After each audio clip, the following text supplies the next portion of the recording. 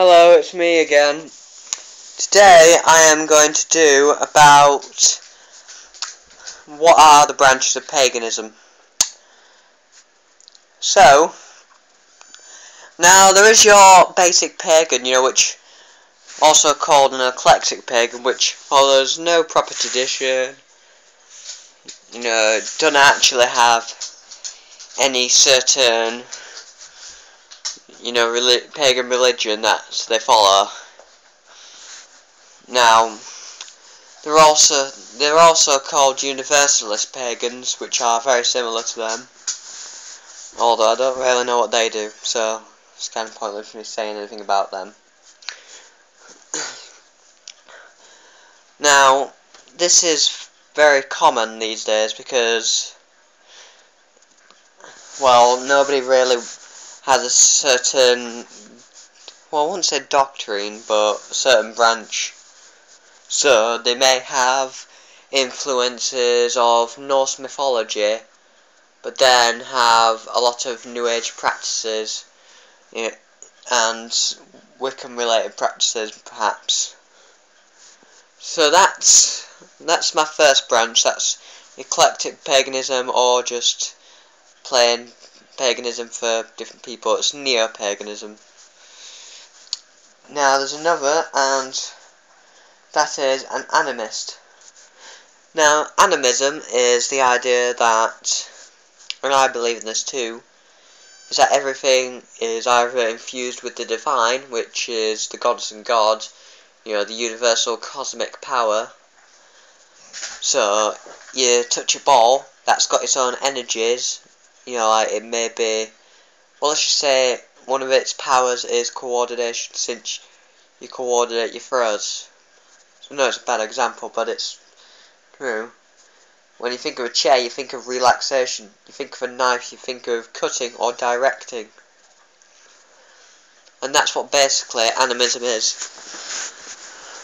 But then it also comes into all sorts like animals, like they've got a connection to the gods and gods. Okay. But an animist is basically the idea that everything is infused with magic or infused with cosmic powers of the divine. Okay, next thing is a druid.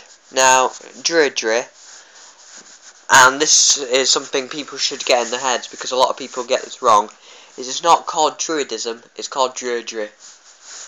That's D-R-U-I-D-R-Y, just for anyone who didn't hear me properly. And druidry is basically, it's one of the Celtic religions, and it was around France, United Kingdom. I think that's about it. It may have been maybe near Spain. I'm not sure exactly. It was around a lot of the Middle Europe area.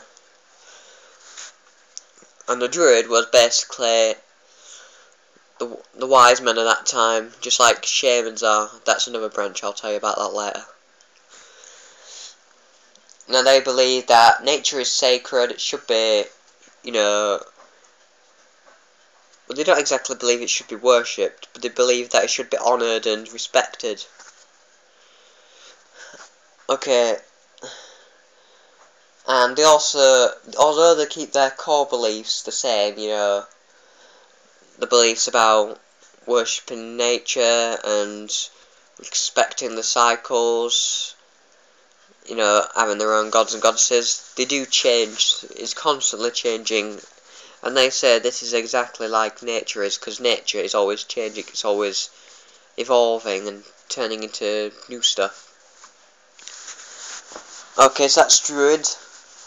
A heathen is, well, just like pagan, the word for pagan used to just mean country dweller. And that's what basically a heathen is. A heathen is basically someone who's down in the country, or one of the folk. So a heathen, and this also comes into asatru, or, well, I don't know how it's said, asatru, Odinism. It's basically Scandinavian and Germanic paganism. It's basically, most of their beliefs are like Thor, Odin. The items of,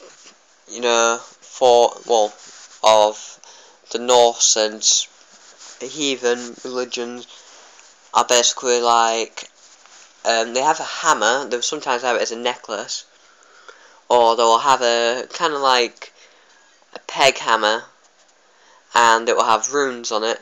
Runes is a very important thing. It's the ancient language of the Scandinavian folk. So that's something you should always remember. The fact that is important. Okay, and my final one before I do part 2 of this video, because this is part 1, is mysticism, or mysticism.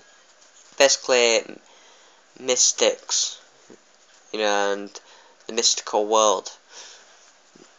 Now, mysticism, or mysticism, is basically just magic, in other words, as a practice.